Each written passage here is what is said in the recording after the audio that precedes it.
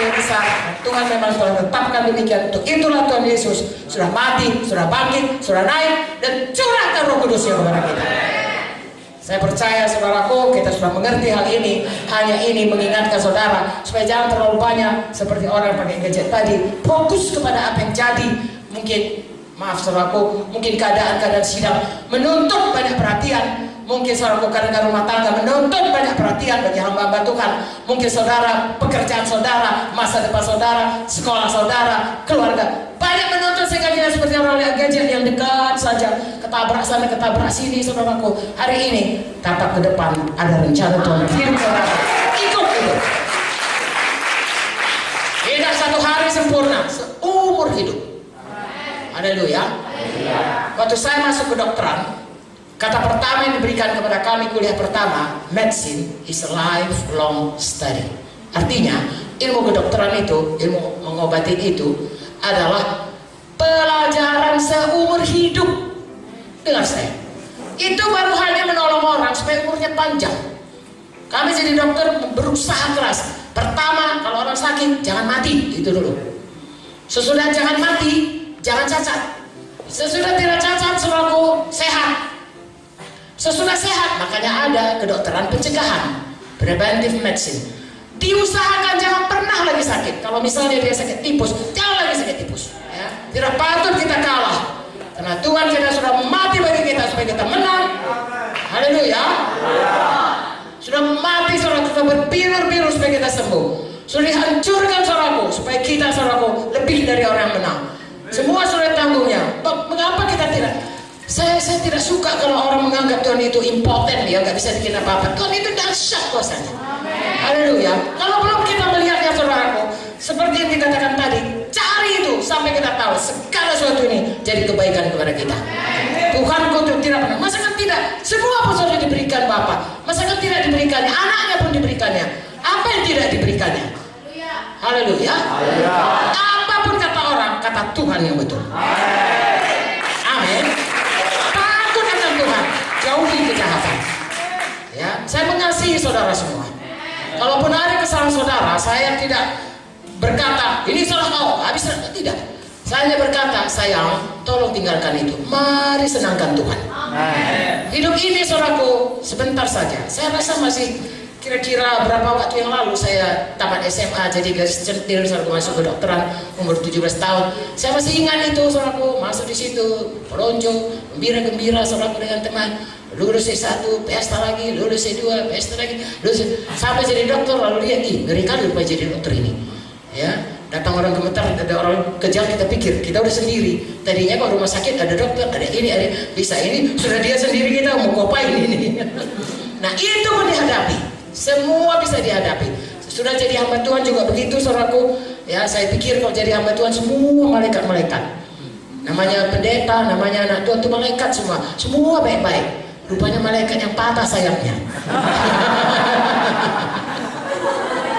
Tapi Tuhan suruh kita saling mengasihi. Semua jadi kebaikan. Amin. Haleluya. Saya selalu berkata kepada anak-anak saya, semua anak Tuhan baik. Semua gereja baik. Maka semua mau jadi hamba Tuhan. Haleluya. Mari kita juga semuanya menarik hati kita. Jangan mau, saudaraku, mundur daripada panggilan Tuhan. Tuhan sampai kepada kita dipermuliakan. Amin. Roma 5 ayat 17 mengenai kuasa tadi, ya. Kemudian kita akan masuk kepada apa yang harus kita kerjakan untuk KKR ini. Roma 5 ayat 17, saudara ingatlah ini, ya. Sebab jika oleh dosa satu orang maut telah berkuasa oleh satu orang itu, maka lebih benar lagi mereka yang telah menerima kelimpahan kasih karunia dan anugerah kebenaran akan hidup dan berkuasa oleh karena satu orang, yaitu Yesus. Jadi saya dan saudara harus hidup berkuasa.